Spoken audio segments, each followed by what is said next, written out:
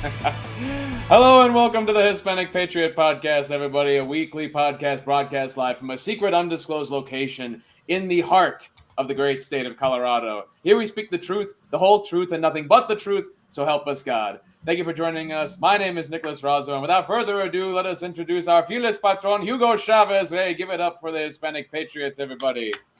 Hallelujah! Welcome to another edition of the Hispanic Patriot Podcast in Denver, Colorado. And Colorado Springs, Colorado. Deep behind enemy lines. In undisclosed locations. Partially disclosed locations. Yeah. All right, we got a real bang-up show for you tonight. We have a couple of important interviews.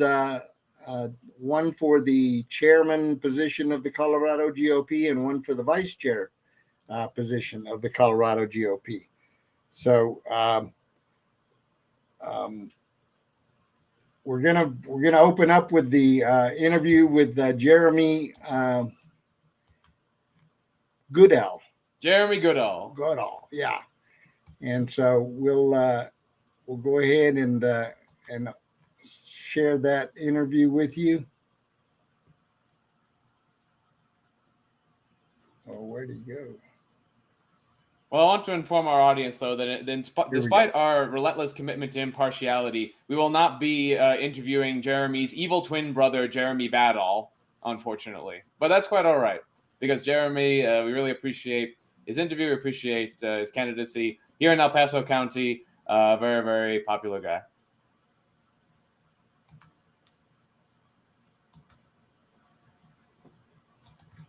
Oh boy. Stand by, folks. I can't find it. All right, go ahead and let's see what happened to it. Okay.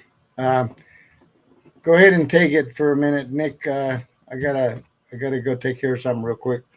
No problem at all, Hugo. Go right ahead. And I'll be back. So go ahead and we'll close it out here. Go back to the. No problem, Hugo. That's why there's two of us.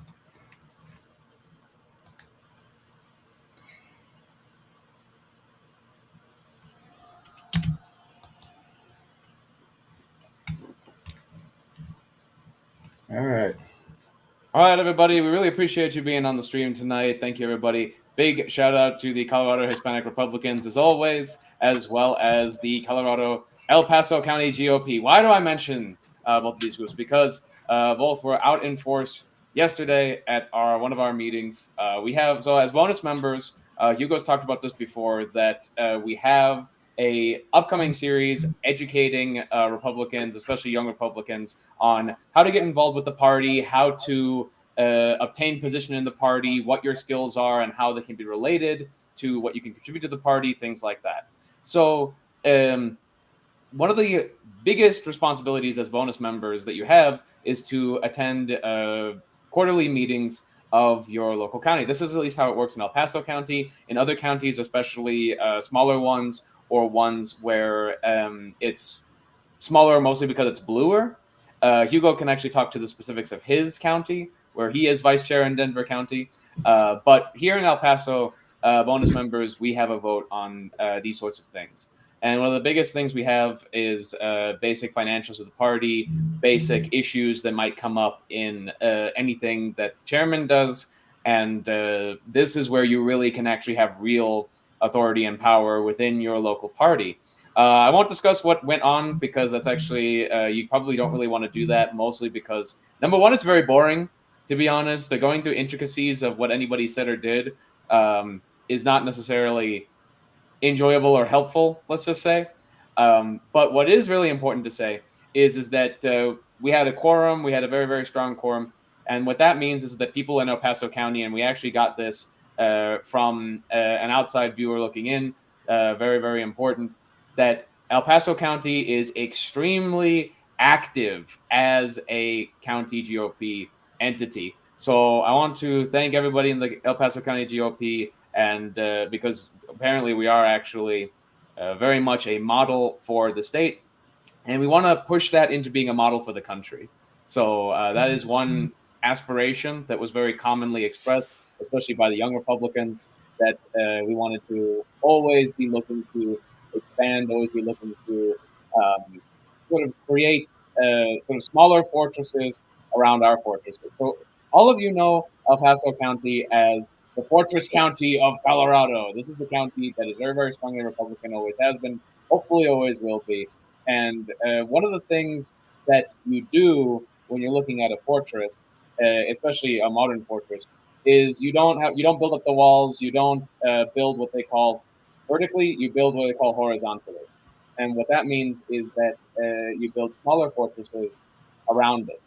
And this is polygonal fortresses. This is military tactics at the time. So one of the things that we in El Paso County really, really want to do is to help other counties, uh, not so much by resources, because that's a state party thing, that's a hierarchy thing, and we obviously need those resources here in El Paso County, but by showing and training people in successful models, helping build successful models that we have here in El Paso. At least that's the aspiration.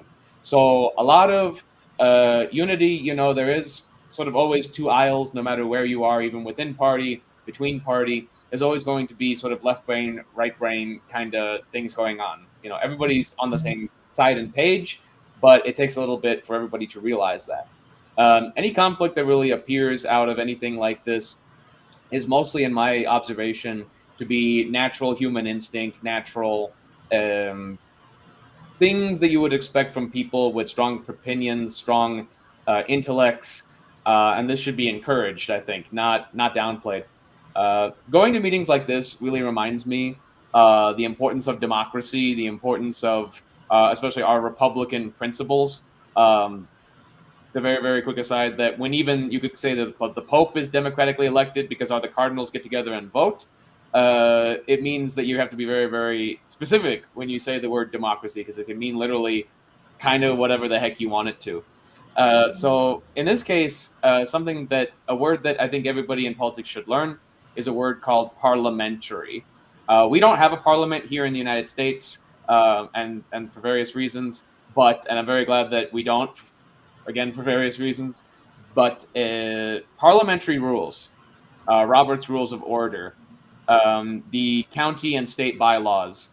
These are three things which more or less are the local foundation of our organization. And you need to know these because it will help you understand what's going on when you go to meetings like I did yesterday. One thing I did want to say is to give a big thank you to the Colorado Springs Police Department. They are very supportive of those of our Republican Party who supports them very strongly.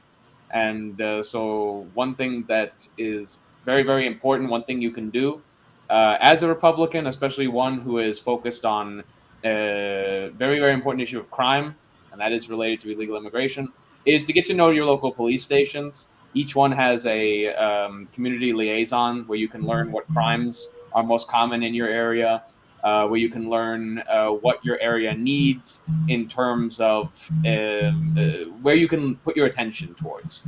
And that very much means politically. You want to be informing your local constituents, your friends, your people around you, how the Republican Party can help them. And one thing that is very poignant, let's say, is to say, hey, have you noticed that we've been having a lot of this lately? If the police are reporting it, your neighbors certainly are probably seeing it, whatever the crime is. And to say, well, one thing very easy to do is research how that crime is related to illegal immigration. And tie it back. It's like, a lot of this crime is committed by people outside of the country or coming from outside of the country and are here illegally because they don't feel the consequences and they're already in systems to hide themselves. The Democrats aren't going to do anything about that, right? They don't even believe that people are illegal at all. I don't know if any of you saw this actually, but Bernie Sanders actually very recently was sort of canceled by far left Twitter for saying that we don't want illegal immigrants. They're saying, no, there's no such thing as illegal immigrants. And because there's no borders and people aren't illegal. I wonder when murderers and drunk drivers are going to pick that one up. Hey, I'm not a drunk driver. I'm not a murderer. Being a person who does those things isn't illegal. Yes, it is. It entirely is. What are you talking about? So you can kind of think of it as a triangle. I want to put this image into your guys' heads. At the top of what we Republicans can offer is a reduction of crime. We absolutely, I mean, going back, every Republican president, that has been famous, Nixon, Reagan, Trump, even Bush to a large degree, these guys were tough on crime. Below that is the economy. The economy is, you know what really hurts an economy? Huge amount of criminal enterprises. That really is a terrible thing. As well as family and social structure. Because if you're faced with an intense amount of crime and an intense amount of economic hardship, you're not going to want to raise your children in an area. So that's why we in the Republican Party focus on strong police, strong law, and strong economies in order to support strong families. That's one thing we're really big on in El Paso County. We actually hear the home of Focus on the Family and many other Christian institutions.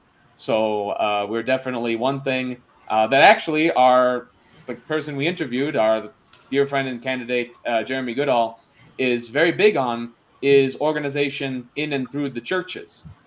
And that further integrating Republican organization with Christian institutions will help us mobilize presently unmobilized evangelical, Catholic, and other Christian voters. Here in El Paso and across Colorado, we have a large Mormon contingent.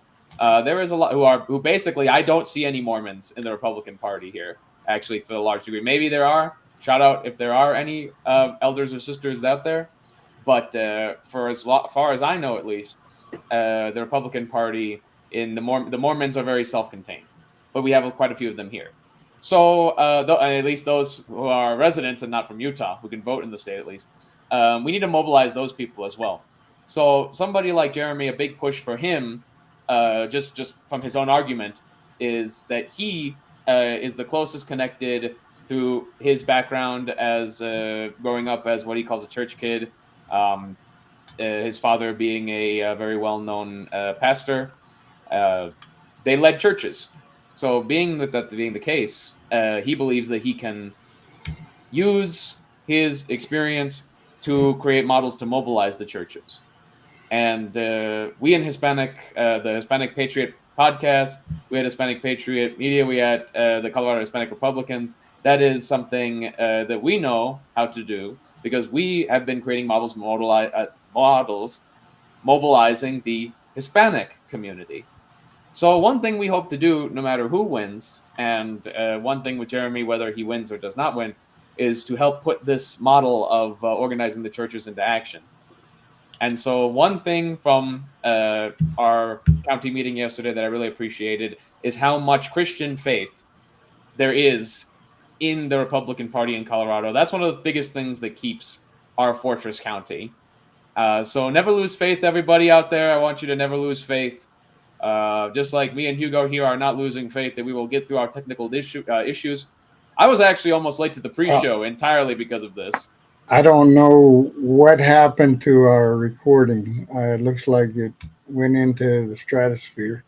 So we're going to have to pull it out off stream, unfortunately. We'll pull it out and go ahead and upload it to the platforms if we can find it. But in the meantime, we've got some other topics that we can talk about while we wait. Our next guest is going to be live, and that's Hope Scheppelman. She's the candidate for vice chair of the Colorado GOP. So we'll be interviewing her here in a few minutes. Yeah, stay tuned, everyone. That's about 15 minutes. Don't go anywhere. And while you are here waiting for Miss Scheppelman, our dear friend, Mrs. I should say, why don't you guys take a moment to subscribe to the channel, like the video, subscribe to the channel, share with all your friends, especially those who are conservative and Hispanic, or if they like tacos, go ahead and do that too. And always remember to join us here Wednesdays, 6 p.m. This just so everybody knows, this is just proof that we are organic here on this show. And we are suffering through some growing pains, and hopefully that eventually we're going to have a full-time producer to help us with some of these technical issues. But in the meantime, we march on. We fight on, fight.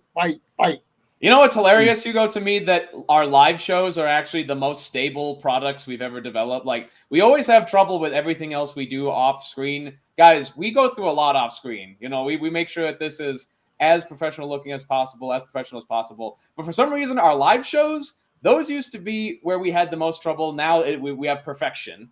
But now we have all these weird things going on off when we don't have live events. So what this means is, guys, make sure you get to Hispanic Patriot Podcast live every Wednesday, 6 p.m. Don't miss it, and you won't have bad luck. Yep.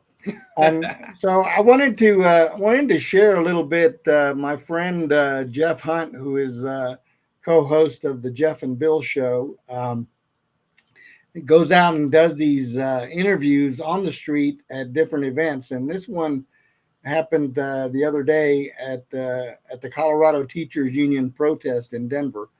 And it's always fun to see what kind of people he finds in there. He finds some really interesting people. So let's listen in a little bit on one of the interviews that he did. Join Jeff on his hunt, if you will. Jeff Hunt, yes. All right, here we go. Liberal. We gotta go? Okay. All right. Yeah. You want to answer real quick? Now I gotta go. All right, thanks. Do you find problems with school choice?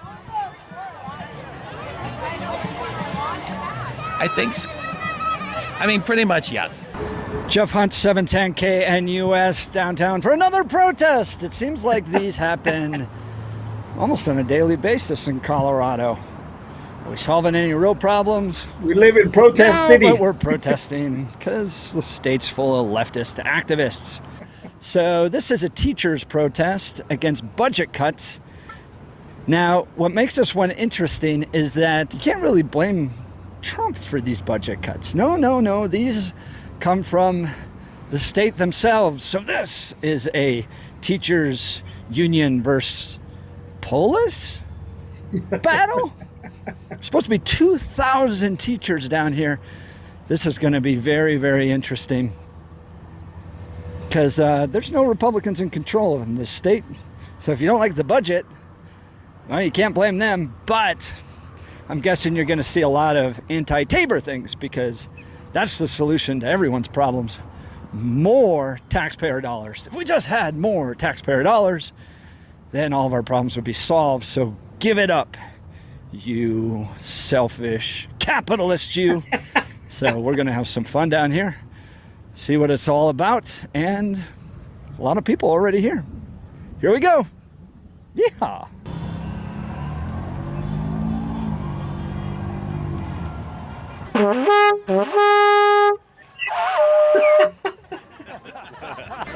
Well, when you look at it, I feel like you can just hear her voice in your head going, won't somebody please think of the children?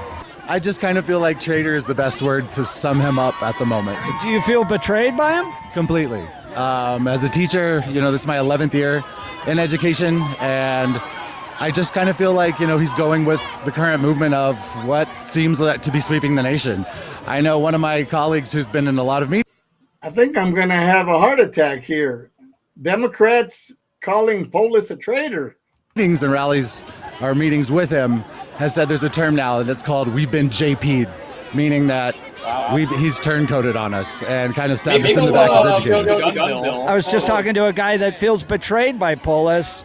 Is that how you feel too? Yeah, him getting mad at teachers for taking the day off to stand up for what is right instead of questioning his choices is ridiculous. I think he needs to look at this crowd out here. He needs to hear these voices. He needs to see the future voters in the crowd and say, hey, who do I care about right now? Tell me what your sign says. My sign says, don't be stupid, fun schools. Everyone has to get woke. Everyone has to do their own reading. Everyone has to do their own writing and their own math. Or else we're going to be headed straight down the shitter.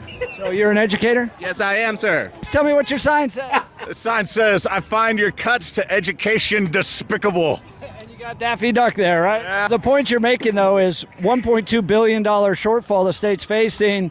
Maybe we've spent some money in some other areas we could look to cut, right? You see a lot of signs out here that say prioritize education. Yeah. And I'm just trying to point out, let's prioritize it. How are you being treated out here? Mostly not good. What do we want? Funding! When do we want money. You gotta love when teachers do signs. It's very. We do our best. Now, governor and lawmakers are saying we have a $1.2 billion budget shortfall. We've got to cut. If not education, what should we cut? You know, I'm a government teacher, and I can tell you right now that cutting education it's not it, but we need to figure something out. And if I'm asked to... It's interesting that she described herself as a government teacher. Especially as a Hispanic woman, which I'll mention about later. But oh my goodness, that just jumps right out at you, doesn't it? Government. What the heck is a government teacher? Commie. To make changes in my classroom and differentiate and do all these things. I think our legislators need to come together, and they also need to figure that out. That's why we vote for them. And all of this partisan back and forth is just not it. So, well, at this point, it can't be too partisan because Republicans almost have no control in there. I bet if you asked her how many amendments are in the Bill of Rights, she wouldn't know. It's Democrats and it's the governor. If they make cuts to education, are you going to feel betrayed by Governor Polis and the Democrats? Absolutely. And Tabor steals from students. Tell me what that's about. So the government is using the money that should be going to education for other things. They need to take education seriously. We've already gotten money taken away from us. The government isn't using the money at all. She doesn't understand what Tabor is. Most don't. And it's affecting our kids, it's affecting our teachers, and we deserve to have the funding for public schools. Are you an educator out here today? I am an educator, yes. And now Tabor basically says whatever money is collected above the budget needs to be refunded back to the people. Do you think the government should keep that money? I think that money should be allocated towards public schools and education instead of just going back into people's pockets. Are you an educator? I am. I teach first grade. First grade and concerned.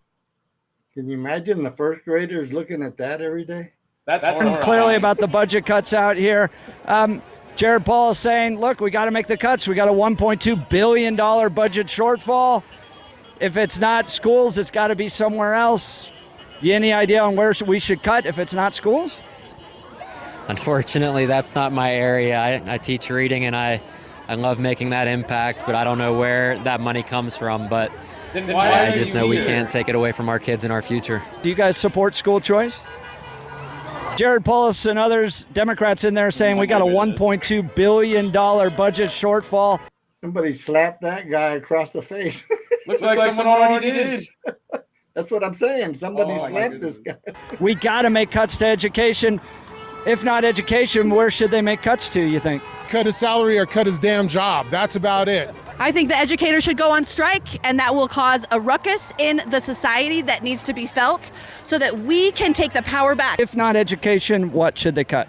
That's a great question, and I think we need to look at Tabor and change our tax structure so that the people right here, we don't get that like $250 or $700 back. We can actually use the money that we have currently in our tax structure to fund the things that we need to and pay for the shortfall. Now, Tabor just said... Yep, it's all about money. All about more money. More money.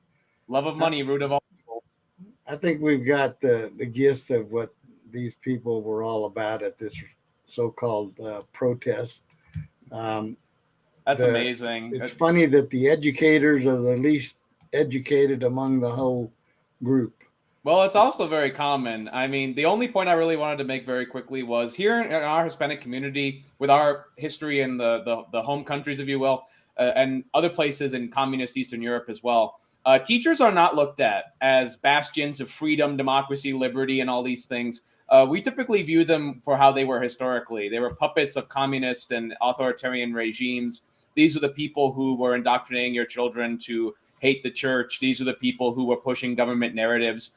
Teachers can be really beautiful, wonderful people and professions, or they can be very evil depending on how they're used by the government, which is why we in the Republican Party believe that the government should have as little to do with education as possible. And so does Donald Trump, who very recently cut a lot, if not is defunding, as far as I know, the Department of Education, which we will probably mention some other time. Yep. All right. Well, that was a little blast downtown in Denver and Protest City, USA. Always love those. So, being that we had our itinerary kind of twirled around a little bit, I see that we've got Hope in our waiting room. So we're going to go ahead and roll into the interview with Hope Scheppelman, who is the vice chair candidate for the Colorado GOP in this Saturday's election down at the State Central Committee meeting. So we're going to give you a little background on Hope, and then we'll bring her in. So Hope Scheppelman is a fighter for Colorado. She is currently the vice chair of the Colorado Republican Party, and she took that position back in August the 5th of 2023 after the vice chair at that time resigned. She is a U.S. Navy veteran, served from 2000 to 2004, and a critical care nurse practitioner with over 35 years in medicine, including elite open heart surgery training at the Mayo Clinic. She was also the secretary of the La Plata County GOP and a precinct committee person.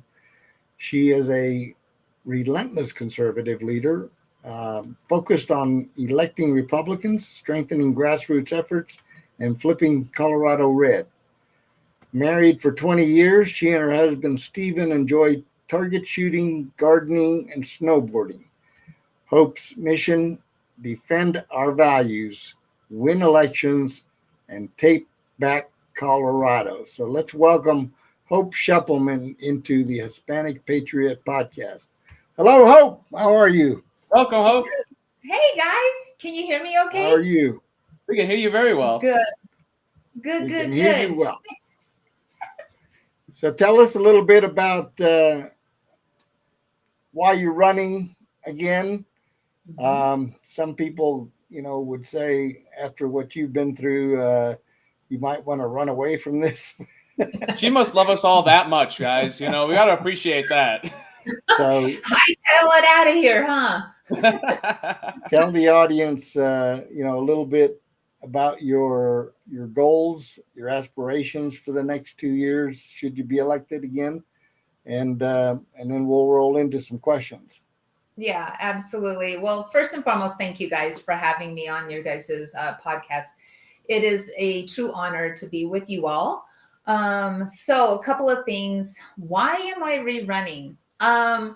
So when I first got elected, as you had noted in August of 2023, when Priscilla Ron stepped down to run for county commissioner, I had this plan, right? Like my plan was to get everybody involved, to get the grassroots activated, and to travel all 64 counties of Colorado.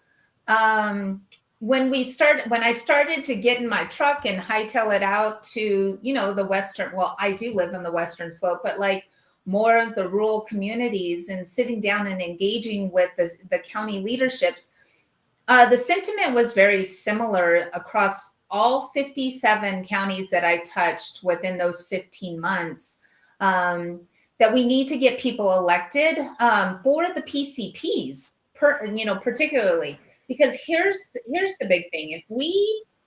If I get reelected and I ended up actually being your guys' vice chair, I am an activist for opting out, closing our primaries.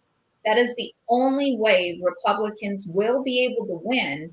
And if we do that, we need our PCPs, the positions filled throughout each county. And so that's my main mission. And that was my goal.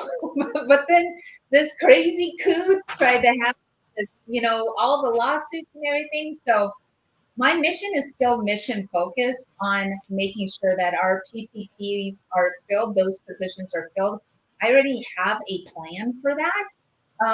And the main reason I decided to rerun for election is this. My grandfather, who's still my hero, he passed years ago. He was a World War II veteran. And he taught me that no matter how hard things get, if you see something wrong and you don't say anything about it and you don't do anything about it, you're part of the problem. And so I am I am a very big activist on the fact that I stand up for hard work. I don't run when things get hard. That actually makes me even more grounded and wanting to do it even harder. So that is why I'm running for re-election, is because the coup came after us, and you know what? They're not going to stop me. That's true, and that's Well, who couldn't love that energy? We can certainly attest to your resilience and your stick-to-itiveness for sure. And I think part of that comes from your Navy service, because as a veteran, you understand that fighting is the way to go. And when you're in the military, there is no option. You can't say, "Oh, I quit," and move on. Especially when the war's on, that's when you definitely can't quit. So as an boarded aircraft carrier, and you're like, well, I'm in the middle of the Arabian. Like, I'm gonna jump overboard. Let me rephrase. Absolutely. Let me rephrase that, Louis. You can say I quit, but it won't go well for you. There's a nice room waiting for you down at Fort Leavenworth. After your court martial. But we know. I think people that know you, people that have watched what's been going on, especially in the last 8 months or so, understand and know what the officers of the current administration have gone through. And, we have been, of course, among the strongest supporters for the administration. And we condemned every bit of what that crowd tried to do last summer illegally, in my opinion. So what are your qualifications? You've already served, less than a year, obviously. Yep. Well, a year and I'm sorry. Over a year, about a year and a half, year and 8 months. And Hope's got that on you, Hugo, right there. Absolutely. And so tell the audience a little bit about what distinguishes you from the other candidates for vice chair. Right. So as I had already stated, when I was up on the stage in August for the special election, the one thing that I kept a promise is that I would actually travel Colorado and really sit down with leadership from all the counties. And as I was traveling, there's no book, really. There's no guidance on what the actual vice chair does. It's to serve at the pleasure of the chair. And so Chairman Williams and I had a conversation when I won a couple of days ago, or not a couple of days ago, but a couple of days after I won in 2023. And he's like, where do you want to fit into this? And I said, look, I'm going to fulfill my promise. I want to make sure that I visit each county. And so it really you have to have your footing. When you get into this position, it's not like, hey, well, I'm going to start things right off the bat and continue going. You have to understand that there's going to be a lot that you have to take in. There's a lot of phone calls and conversations. So one thing that I believe that I have that none of the other candidates is obviously the experience. The experience and being able to have those conversations, touch those leaders, and communicate with them with professionalism and hearing them. So again, my feet are already under me. I am ready to go to put this action already into effect, the actual plan that I have, and I'll reveal that in a couple of days. I'm going to end up doing another video and putting that out there. The other thing is I'm easy to talk to, I believe, and I listen. I listen more than I actually, talk, because I want to hear their concerns. As a critical care nurse practitioner who still is active and works down at UNMH down in Albuquerque at the trauma center, that's the one thing that is the most important skill set that you can have is active listening. Because you will miss things if you are thinking ahead and really trying to make your point first.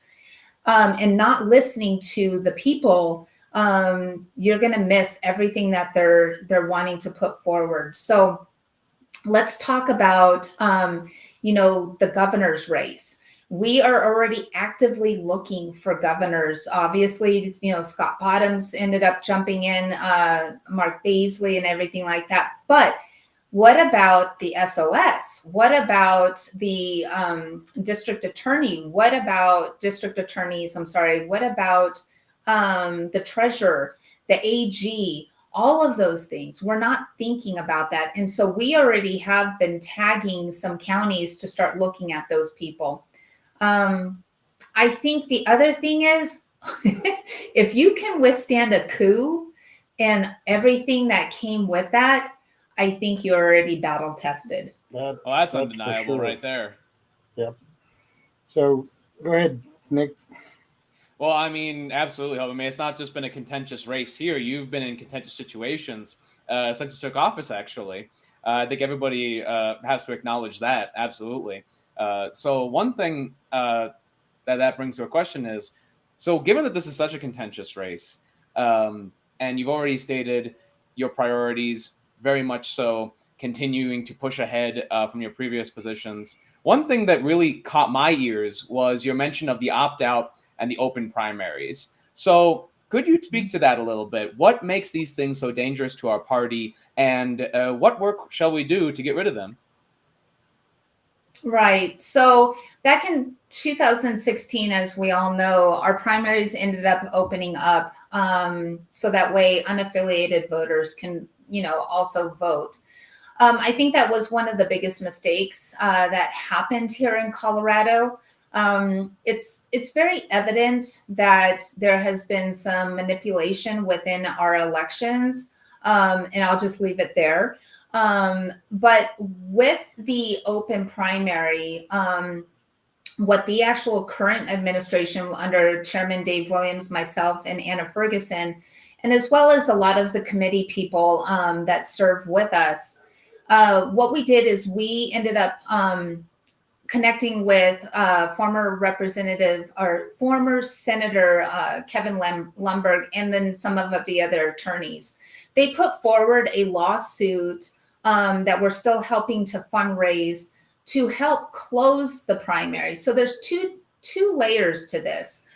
We need to tackle it at a state level, at a constitutional level, so that way we can close our primaries. That way the Democrats and the Republicans close their primaries, and only those parties actually vote within those primaries. So the lawsuit will start to continue on if you end up voting myself and some of the other grassroots chairs that are running. That is one of the most important questions that listeners and people that are going to be voting with the SEC can ask those chair candidates. Are you foreclosing the primary? What actually avenues are you looking at? So that's closing the primary, but the only caveat to that is it'll allow petitioners still to petition on. So it's the play to pay and all that stuff. Whereas the opt-out will be going side by side, and opting out, we're taking the actual election from the Secretary of State to bring that back down to the precinct level. We already saw that at the state assembly in April of last year that we can do that. We can have same day voting, paper ballots. And that actually only took a little less than an hour for them to count little over 2,000 votes. So if you can take that back down to the primary, to the precinct, and that's why it is very critical to have the PCPs filled, those roles, because when you have caucuses, it's the PCPs that are actually running those caucuses. So all those precincts need to be filled with grassroots people that are going, and we will train them this next year. And then so that way we will have it up and running for the next big election. Myself, I have always been an advocate for Republicans voting for Republicans. And then once you have that Republican selected as your primary person, then you stand behind that person. I know there's some candidates that flip-flop and jump to other, party lines because they don't like the conservative candidate. But we can't do that. We need to stay strong within our grassroots. And the big thing is this next 4 years, we have something very special. We have President Donald J. Trump as our president, and we need to continue that momentum, what he's doing at the federal level right now, and bring it all the way down to Colorado. Absolutely. Definitely have to agree with that. One of the things that jumps out at me is two things. One is the people that say that opting out of the open primaries will disenfranchise Republican voters. And to that, I reply, and I've replied many times to different people on this topic. Number one, primaries are some of the most anemic attended and participated in elections that we have. Okay. So when somebody says to me, you're going to disenfranchise 900,000 Republicans, I say, I will deal with that when you show me 900,000 voted in a primary. Okay. It's not even a fourth of that. And it's just, it's ridiculous to do that. But second, what would be the mechanism? And I've heard a couple of different scenarios whereby if we take the primaries back and run our own primary, so to speak, as a party, what mechanism has been discussed to issue ballots to those registered Republicans on the books? Has any of that been discussed as far as moving forward? So yeah, actually there has been discussions. And again, it's no really secret. I have been having town halls with candidate Lori Singh for chair.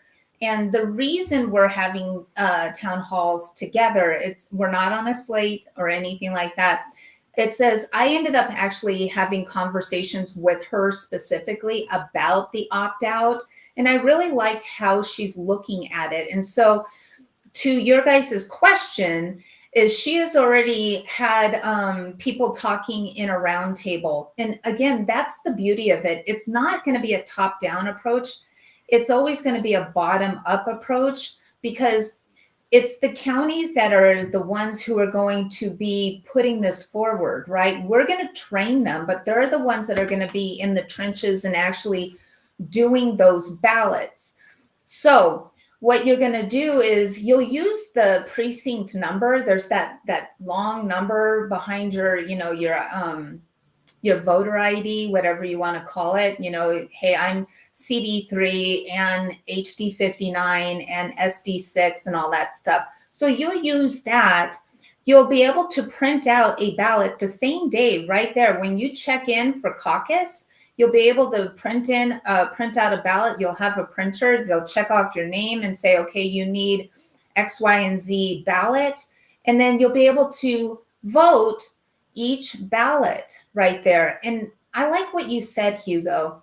When people are saying they're disenfranchising unaffiliated voters, that's actually incorrect because you can actually, I was just pulling up the voter registrations and the turnouts and all that stuff for the last 15 years.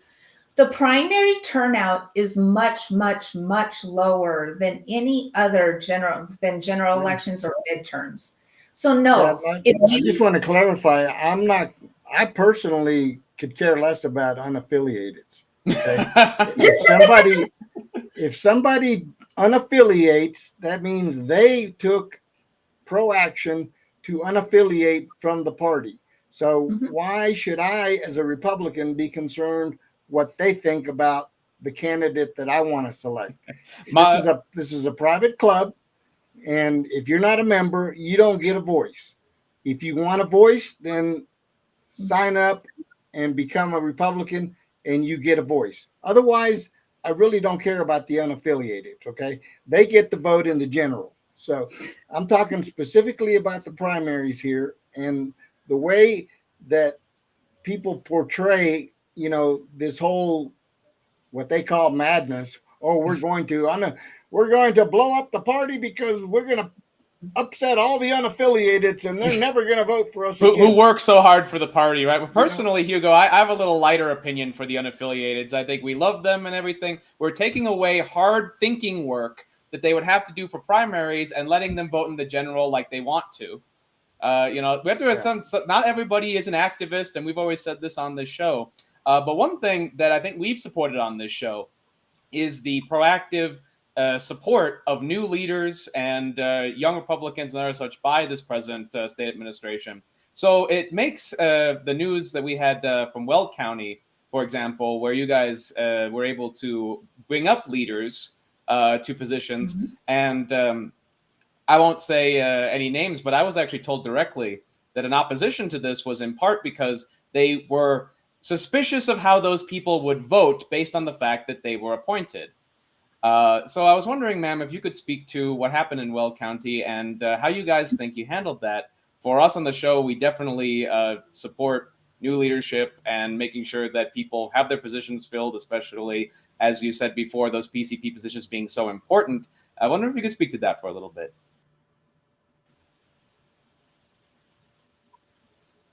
Yeah, absolutely.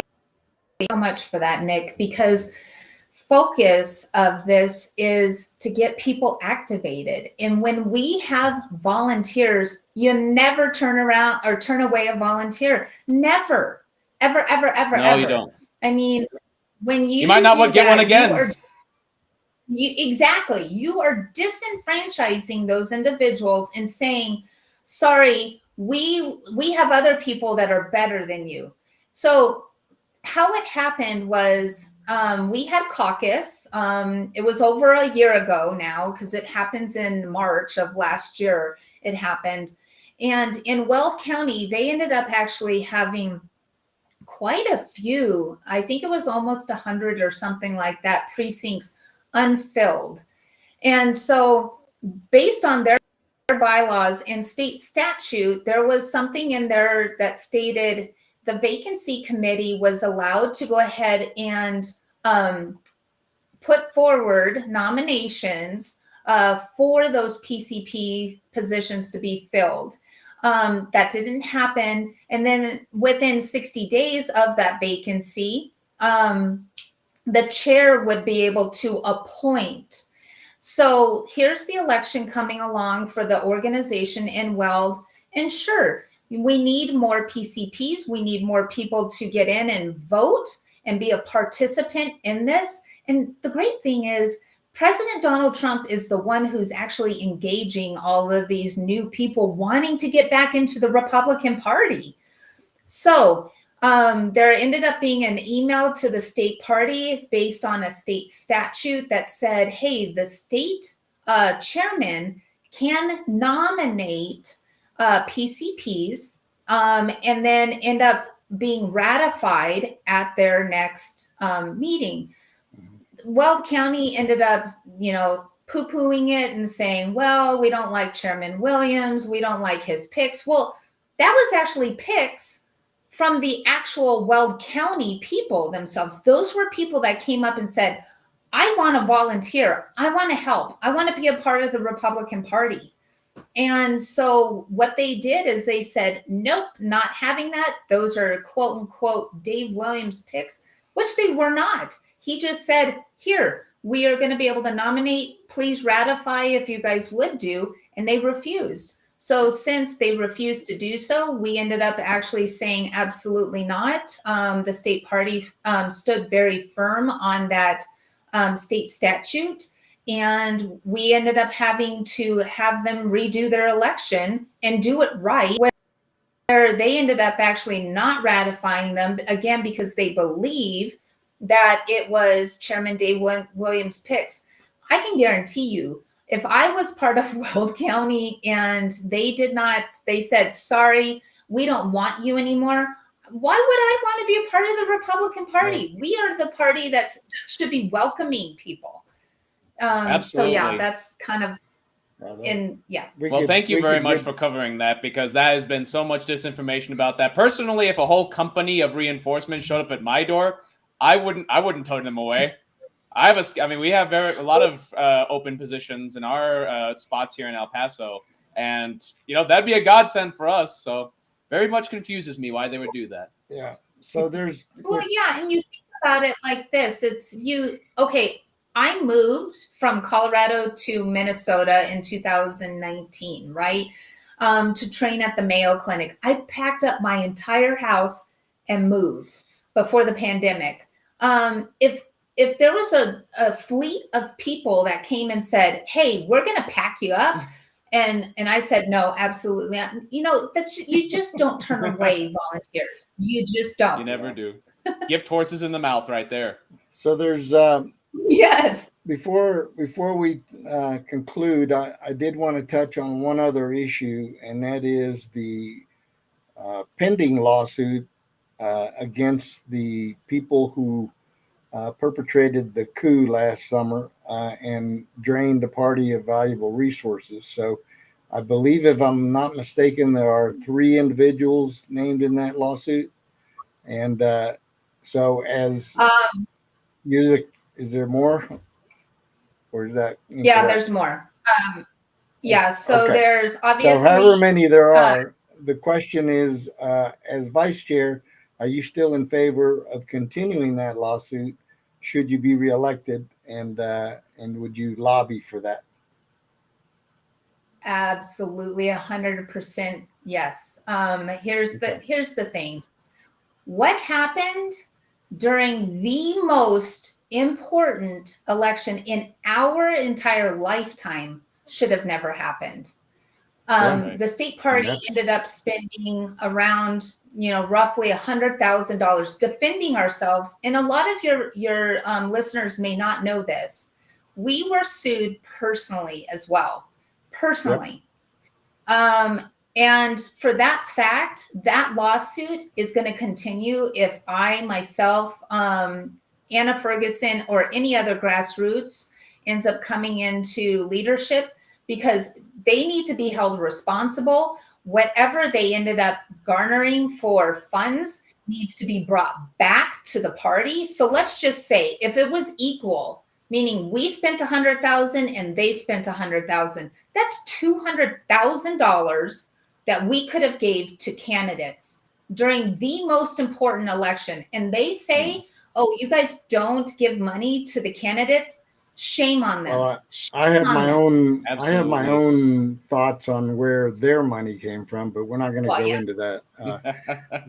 But okay, so I just wanted to clarify that. So I guess in closing, what I want to know is from you. You've been campaigning. You've been going to the counties. You've been talking to the folks.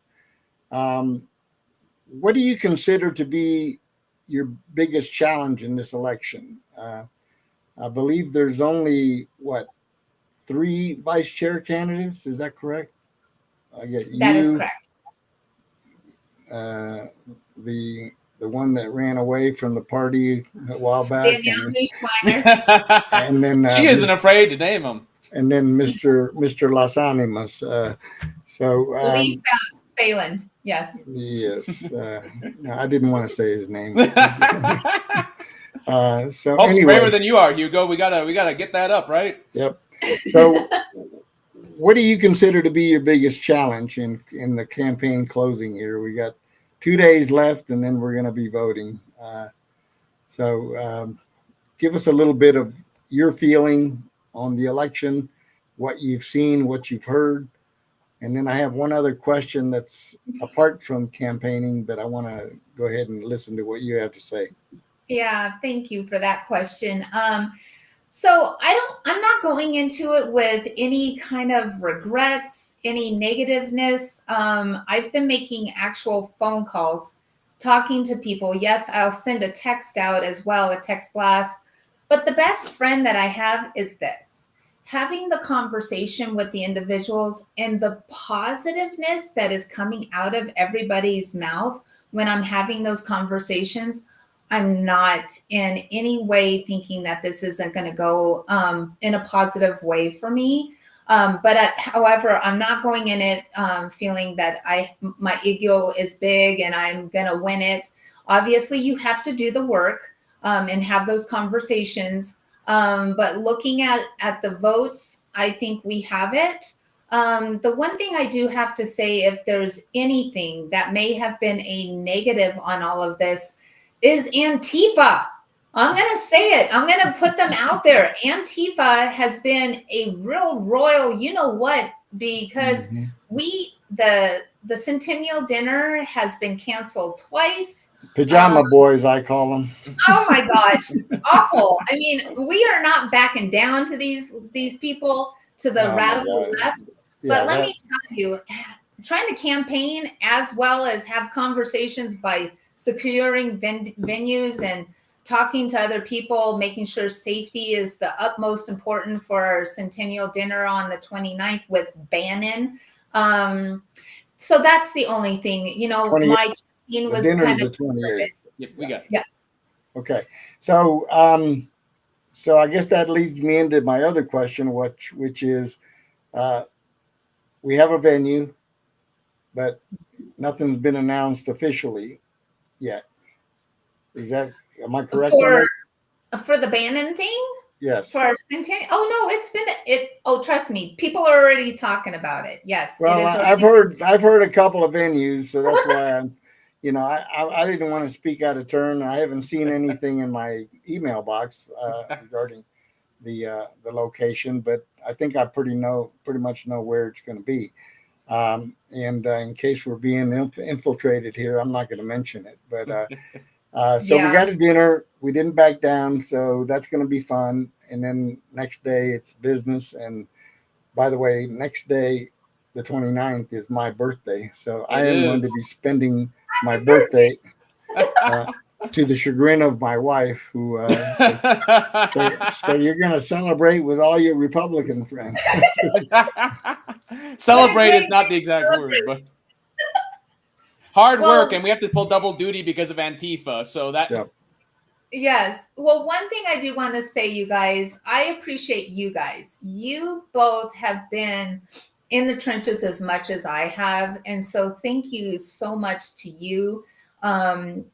It's with patriots like you guys and your listeners that keeps us motivated to continue on. Because let me tell you, when we were all thinking about, are we going to rerun or not? I had a wonderful conversation with my husband, and he's like, please tell me the positives of what happened the last year, why you would want to rerun. And it's because of you guys. It's because of you. And if it wasn't because of you guys, I probably wouldn't be rerunning. So thank you. Good for you. That's so beautiful, Hope. We'll give you a chance to give the audience a closing statement and ask for the vote. So go. Yep.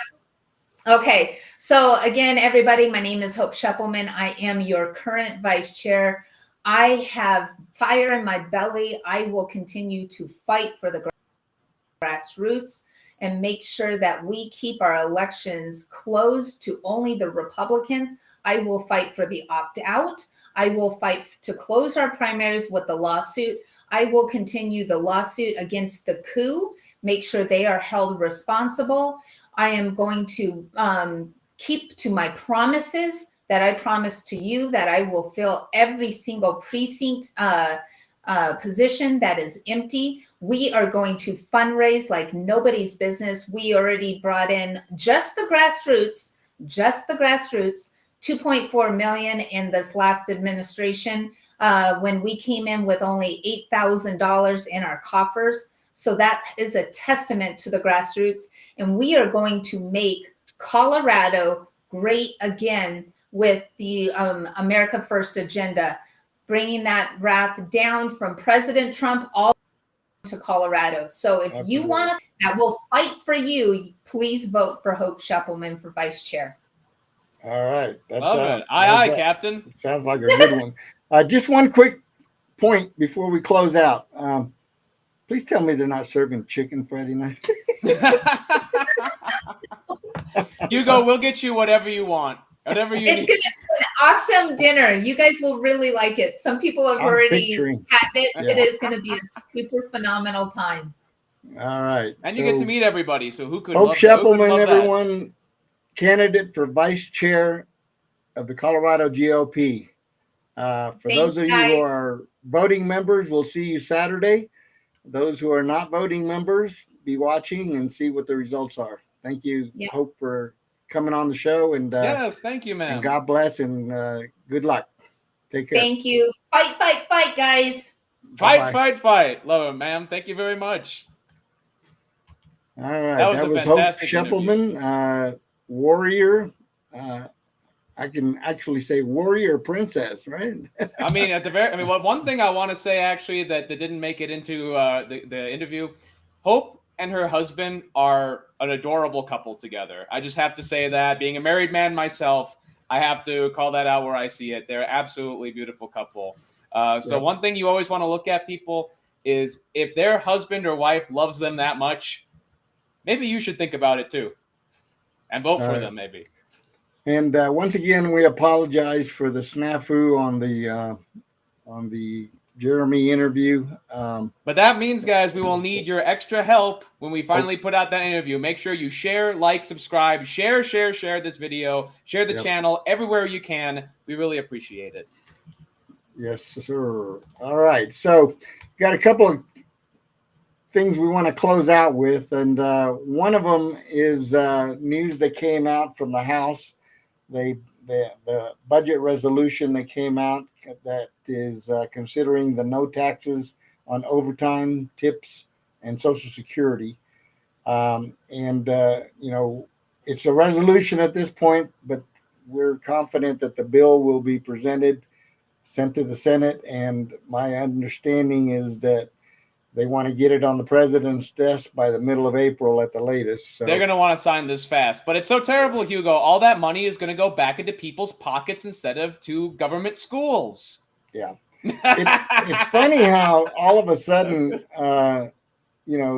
Democrats are not for the people. All of a sudden, they're worried about openly. The mask is dropped. What's going on in their pocketbooks is what they're more concerned about. So, anyway, as the good book says, love of money is the root of all evils. So I wanted to share this. As we all know, we're still not at 100 days with President Trump, but the Trump effect is in full swing, and I want to show you what's going on, in particular in New York City.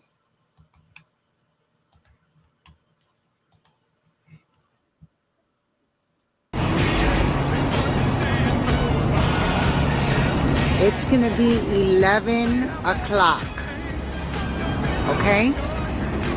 It's Saturday. 6 months ago, you couldn't even walk around here. You had to constantly duck people. There were so many. You couldn't even count people before. There were so many. Where did they go? The rats have left the coop. Amazing. Well, yeah, it's amazing what happens when you get rid of people who are not supposed to be here. They stop cluttering your streets, they stop giving you crime and taking your money, etc., etc. But that's just think about that. In less than 100 days, how the country has transformed and what we're seeing nationwide across the country. I've seen Democrats praising Donald Trump, and that's a miracle in and of itself. Even Bernie Sanders, that's why leftist Twitter was canceling him. It's true.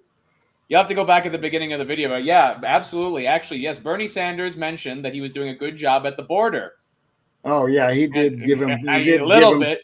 Yeah, when they asked him, can you think of anything good he's doing? Because he was complaining about all the Doge cuts and all the other things. But even that little crumb Bernie gave him was hated by the left, just hated by the left. And then of course the new buzzword with Bernie and AOC and the rest of the crew is oligarchy. Oligarchy. I don't think they know what the word means. They just pull out a buzzword and they blast it everywhere they go. Right, guys, the name on your checks that you get in the Democrat Party, that's the oligarchy. And we Republicans have been the ones fighting it for the last 20, 30 years. So you can take your oligarchy and stuff it. Yep. That's what I got to say.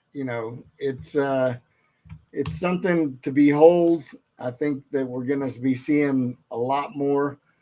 And we want to close out with something that I love, and that is my favorite press secretary, Caroline Leavitt, who is just tearing it up at the White House. And we want to do a little bit of little Caroline here based on what's going on. The president also announced a new deputy director of the FBI, Dan Bongino. From what has been reported, and maybe this is not accurate reporting, you can tell me, the FBI director, Kash Patel, informed Republican senators that it would be an individual named as the deputy who was a special agent currently at the FBI, and of course Mr. Bongino is not. What was the reason for naming Mr. Bongino to this position, and was Mr. Patel not correct in making that assurance to those senators? I'm not sure if anybody in this room has listened to Mr. Bongino when he talks about the past corruption at the FBI, when he talks about his experience serving for the United States Secret Service.